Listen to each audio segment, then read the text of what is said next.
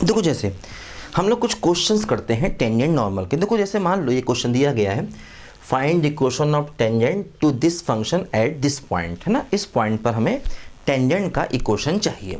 देखो क्या होगा, जैसे मान लो अब डी वाई डी एक्स वाला मेथड तो सब में लग ही जाएगा, तो d y y by d x वाला मेथड सब में एप्लीकेबल। देखो ध्यान दो, जैसे हमें इसने क्या दिया है, एक कर्व दिया है और पॉइंट दिया है ना। टेंजेंट निकालने के लिए ये पॉइंट दिया जाना जरूरी है। और देखो ध्यान दो, ये जो पॉइंट है ये इसी के ऊपर है, ये भी नहीं भूलना।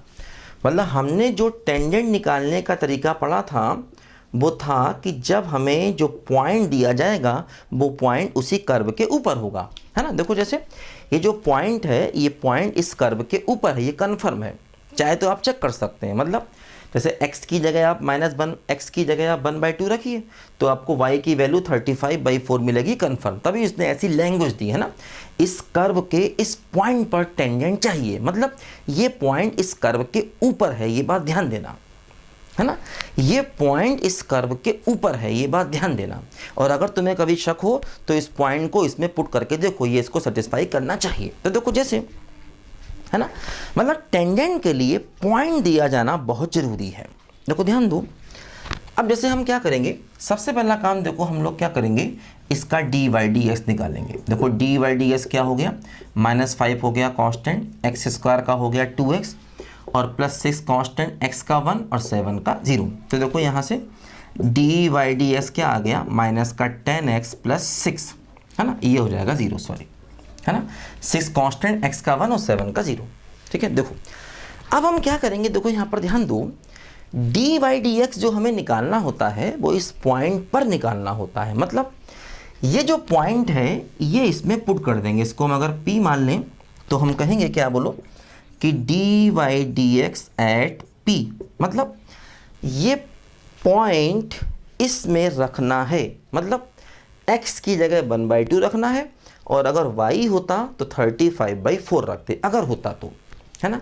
तो क्या हुआ, देखो ये क्या हो गया, -10, और x की जगह रखोगे 1/2 + 1 तो हो गया -5 + 6, तो वैल्यू क्या आ गई, 1, है ना। देखो ये हमारा m आ गया, मतलब ये हमारा स्लोप आ गया। डी वाई डी एक्स पहले निकालेंगे, उसमें ये वाला पॉइंट पुट करेंगे, मतलब डी वाई डी एक्स जो आएगा उसमें ये पॉइंट हमेशा पुट करना होगा। मतलब x की जगह ये रखेंगे और y की जगह ये रखेंगे। देखो अब क्या होगा, टेंजेंट का इक्वेशन क्या हो गया, देखो इक्वेशन ऑफ टेंजेंट क्या होगा, देखो ये पॉइंट है x1 y1 और ये हमारा स्लोप है ना। देखो ये पॉइंट हो गया x1 और y1, दो क्या हो जाएगा, y माइनस y1 बराबर स्लोप यानी कि m, और ब्रैकेट में x माइनस x1, है ना।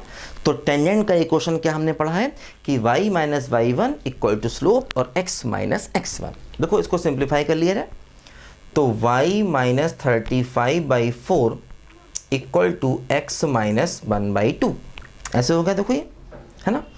देखो 4 एलसीएम ले लो तो क्या हो जाएगा, 4y माइनस 35 बराबर 4x माइनस 2, तो क्या हुआ, देखो ये 4x माइनस 4y और प्लस का 33 बराबर 0। देखो ये हमारे टेंजेंट का आंसर आ गया, ठीक है।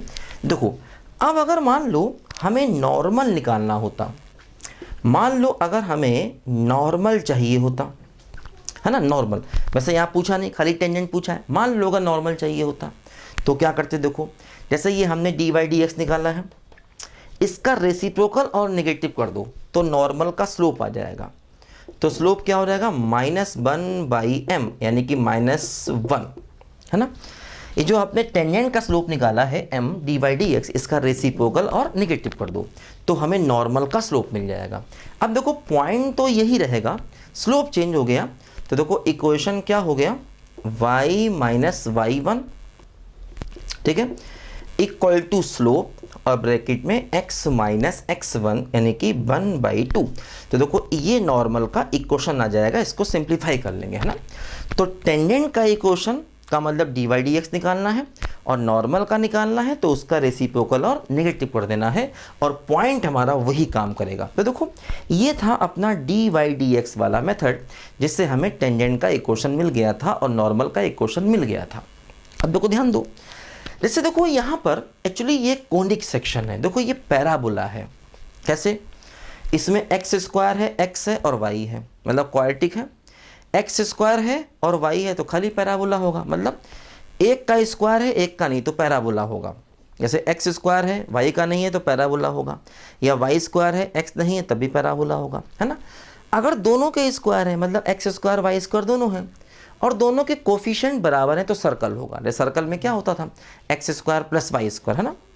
तो अगर एक्स स्क्वायर का भी टर्म है और वाई स्क्वायर का भी टर्म है और दोनों के कोफिशिएंट सेम हैं और x इंटू वाई नहीं है तो कन्फर्म है सर्कल होगा। ठीक है। अगर एक्स स्क्वायर और वाई स्क्वायर दोनों के टर्म हैं और दोनों के कोफिशिएंट अलग अलग हैं तो इलिप्स होगा। लेकिन ध्यान देना, एक्स स्क्वायर का कोफिशिएंट पॉजिटिव है और वाई स्क्वायर का भी पॉजिटिव है और दोनों के कोफिशिएंट अलग अलग। देखो जैसे इलिप्स का इक्वेशन सोचो आप, क्या होता है, x square by a square plus y square by b square. तो एक्स स्क्वायर का कोफिशिएंट क्या है, 1 by a square. Y square का कोफिशिएंट क्या है, 1 बाई बी स्क्वायर। देखो दोनों कोफिशिएंट अलग अलग हैं, इसका मतलब क्या है, इलिप्स है और पॉजिटिव भी है ना। याद करो हाइपरबोला का इक्वेशन क्या था, x square by a square minus y square by b square. तो एक्स स्क्वायर का कोफिशिएंट क्या है, 1 बाई ए स्क्वायर और वाई स्क्वायर का क्या है, माइनस 1 बाई ए स्क्वायर। मतलब एक का कोफिशिएंट पॉजिटिव है एक का नेगेटिव है तो हाइपरबोला, है ना। जैसे एक्स स्क्वायर का कोफिशिएंट पॉजिटिव है और वाई स्क्वायर का नेगेटिव है तो हाइपरबोला। उल्टा भी हो सकता है, एक्स स्क्वायर का कोफिशिएंट नेगेटिव हो वाई स्क्वायर का पॉजिटिव हो तब भी हाइपरबोला, है ना। और एक्स स्क्वायर और वाई स्क्वायर दोनों के कोफिशिएंट पॉजिटिव हो और अलग अलग हो तो क्या होगा, फिर वो इलिप्स होगा। और अगर एक्स स्क्वायर और वाई स्क्वायर दोनों के कोफिशिएंट सेम है, पॉजिटिव भी हो सकते हैं निगेटिव भी हो सकते हैं, एक्स स्क्वायर वाई स्क्वायर दोनों कोफिशिएंट सेम है तो वो सर्कल होगा। ठीक है। और अगर x का स्क्वायर है वाई का नहीं है या y का स्क्वायर है x का नहीं है तो पैराबोला होगा। तो ये अपना एक बेसिक पहचान है इनको पहचानने की। हालांकि ये कोई डेट श्योर नहीं है, मतलब ये 100% कोई सही मेथड नहीं है पहचानने का, फिर भी एक रफ मेथड है पहचानने का। इस तरह से हम पहचान सकते हैं इनको। ठीक है। देखो अब जैसे मान लो एक्चुअली ये कोनिक सेक्शन है, इसमें एक्स स्क्वायर है एक्स है वाई है, तो इसमें हम वो कोनिक सेक्शन वाला मेथड भी लगा सकते हैं। देखो उसको लगाते हैं, इसको लिखो पहले ध्यान से, इसको लिखो जरा ध्यान से, उस मेथड को भी देखो हम लगाते हैं। देखो मान लो हम इसमें कोनिक सेक्शन का मेथड लगाते हैं।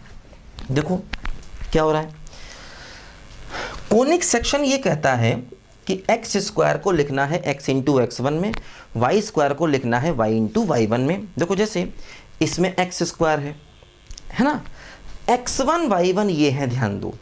देखो जैसे ये है, ये फंक्शन है y बराबर माइनस का 5x स्क्वायर प्लस का 6x प्लस 7। देखो एक्स स्क्वायर को लिख देंगे x इंटू x1 में। हाँ, अब देखो वाई स्क्वायर तो यहाँ नहीं है तो कोई बात नहीं, आगे बढ़ो x। अब उसमें क्या था कि 2x को लिखते हैं x प्लस x1 में और 2y को लिखते हैं y प्लस y1 में। अब देखो यहाँ पर 6x है और यहाँ पर 2y नहीं, एक काम करो y को 2y बनाओ। कैसे, 2 से डिवाइड 2 से मल्टीप्लाई।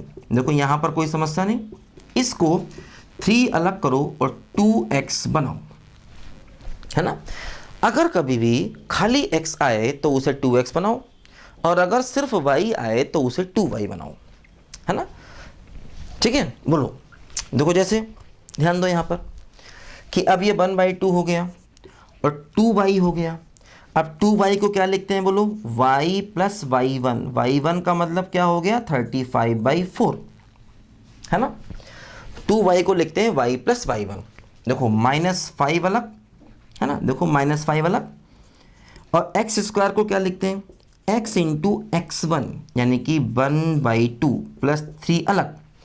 और देखो 2x को क्या लिखते हैं, x प्लस x1 और प्लस का 7। ठीक है। देखो इसको सिंप्लीफाई किया जाए क्या होगा, देखो y/2 plus 35/8 equal to minus का 5x/2, है ना, माइनस का 5x/2। ध्यान दो, ठीक है। और प्लस का 3x प्लस का 3/2 प्लस 7। ठीक है, ये देखो हमारे पास आ गया है ना। अब देखो इसको सिंप्लीफाई करें तो वही टेंजेंट, देखो ये टेंजेंट का इक्वेशन आ गया है ना। जैसे ही आपने 2y को y प्लस y1 लिखा, एक्स स्क्वायर को x1 लिखा, 2x को x प्लस x1 लिखा, तो ये आपको एक्चुअली ऐसा लिखते ही टेंजेंट का इक्वेशन मिल गया। तो देखो ये हमारा टेंजेंट का इक्वेशन है। क्या करेंगे, देखो 8 एलसीएम लेके मल्टीप्लाई कर दो, देखो हो जाएगा 4y प्लस का 35 माइनस का 20x है ना, प्लस का 24x प्लस का 12 और क्या हो जाएगा 56 है ना। 8 को पूरे से मल्टीप्लाई कर दो सिंप्लीफाई करने के लिए, तो 4y 35 माइनस का 20x है ना, 24x और 12, देखो इसको सिंप्लीफाई करें, देखो क्या हो गया, ये हो गया 4x और माइनस का 4y है ना, ये मिलके 4x माइनस का 4y। और देखो यहाँ क्या बचेगा, ये 12 और 56 है ना, देखो 56 प्लस 12 8 और 6 और माइनस का 35, तो क्या बच गया 3। देखो ये हो जाएगा प्लस का 33 बराबर 0। देखो ये हमारे टेंजेंट का इक्वेशन का आंसर आ गया। और यही देखो यहाँ पर भी आया था इस मेथड से भी है ना। तो ये देखो टेंजेंट को निकालने का जो कोनिक सेक्शन वाला मेथड है उसको हमने लगा दिया है ना। जैसे ही हमने एक्स स्क्वायर को x1, वाई स्क्वायर को y1 है ना, 2x को x प्लस x1, 2y को y प्लस y1 लिखा, तुरंत हमें टेंजेंट का इक्वेशन मिल जाता है। तो देखो इससे ये थोड़ा मेथड आसान हो जाता है इसको लगाने से है ना। लेकिन हम ये मेथड तभी लगा पा रहे हैं क्योंकि ये कोनिक सेक्शन है, क्योंकि इसमें एक्स स्क्वायर है, एक्स है, वाई है, इसमें कोई भी एक्स की पावर 3 नहीं है, ध्यान देना, इसमें कोई भी एक्स स्क्वायर इंटू वाई नहीं है, इसमें कोई भी एक्स इंटू वाई स्क्वायर नहीं है, इसलिए यहाँ पर हम ये मेथड लगा पा रहे हैं, ये बात नहीं भूलो। ठीक है, अच्छा अब देखो जैसे मान लो हम इस मेथड को लगाते और मान लो हमें इस मेथड से हमने टेंजेंट तो निकाला, अब देखो इस मेथड से नॉर्मल कैसे निकालोगे है ना। इस मेथड से देखो टेंजेंट तो हमारा आ गया, अब नॉर्मल को निकालने का यहाँ पर कोई डायरेक्ट तरीका नहीं है है ना। जैसे क्या करना है, हमने पहले टेंजेंट को निकाला, अब टेंजेंट की हेल्प से नॉर्मल को निकालेंगे, ध्यान देना। मतलब टेंजेंट निकालने का तो डायरेक्ट मेथड है कि आप एक्स स्क्वायर को x1 लिखिए, वाई स्क्वायर को y1 लिखिए है ना, 2x या 2y को चेंज करिए, लेकिन नॉर्मल निकालने का ऐसा कोई डायरेक्ट मेथड यहाँ पर नहीं है। देखो अब अगर हमें मान लो नॉर्मल चाहिए तो नॉर्मल कैसे, देखो तरीका क्या है, तरीका देखो ये है, ये जो टेंजेंट है ये टेंजेंट है हमारा, ठीक है, ऐसे इसका स्लोप निकालो, टेंजेंट का स्लोप निकालो। ठीक, अब देखो ये एक स्ट्रेट लाइन है, किसी भी लाइन का स्लोप कैसे निकालते हैं बताया था मैंने आपको, ये एक स्ट्रेट लाइन है, टेंजेंट एक स्ट्रेट लाइन है, इसका स्लोप कैसे निकालेंगे, देखो ऐसे लिखो 4y बराबर 4x प्लस 33, 4 से कर दो डिवाइड तो x प्लस 33/4 है ना। क्या किया हमने, देखो हमने क्या किया, y equal to m x plus c form में लिखा, देखो m इक्वल टू क्या हो गया 1, y equal to m x plus c, m क्या हो गया 1। तो देखो ये टेंजेंट का स्लोप था। अब देखो नॉर्मल का स्लोप क्या आएगा, इसका रेसिप्रोकल और नेगेटिव है ना, तो ऐसे हो गया -1। अब देखो नॉर्मल का इक्वेशन क्या होगा, आपको पॉइंट मालूम है, स्लोप मालूम है, नॉर्मल का इक्वेशन निकाल लो है ना। तो ये जो अपना कोनिक सेक्शन वाला मेथड होता है इसमें टेंजेंट तो डायरेक्ट मिलता है लेकिन नॉर्मल डायरेक्ट नहीं मिलता, नॉर्मल टेंजेंट की हेल्प से निकालना पड़ता है। दो क्या करेंगे, नॉर्मल का इक्वेशन कैसे निकालेंगे ना, इक्वेशन ऑफ नॉर्मल क्या होगा, देखो y minus y1 equal to slope और x माइनस x1, देखो ये आ गया अपना नॉर्मल का इक्वेशन है ना। तो दोनों तरीके से करने के तरीके देखो हम लोग सीखते रहेंगे साथ साथ, जहाँ पर जो आसान पड़ेगा उसे करेंगे है ना। तो यहाँ पर दोनों ही मेथड लग गए क्योंकि ये कोनिक सेक्शन है, मतलब कोनिक सेक्शन में टेंजेंट और नॉर्मल के सवाल को करने के लिए अपने पास दो तरीके हैं, लेकिन बाकी फंक्शन में अकेला डिफरेंशिएशन वाला मेथड ही लगेगा, उसमें कोई दूसरा तरीका हम लोग नहीं लगा सकते है ना। लिखो जरा बच्चों इसको ध्यान से पहले।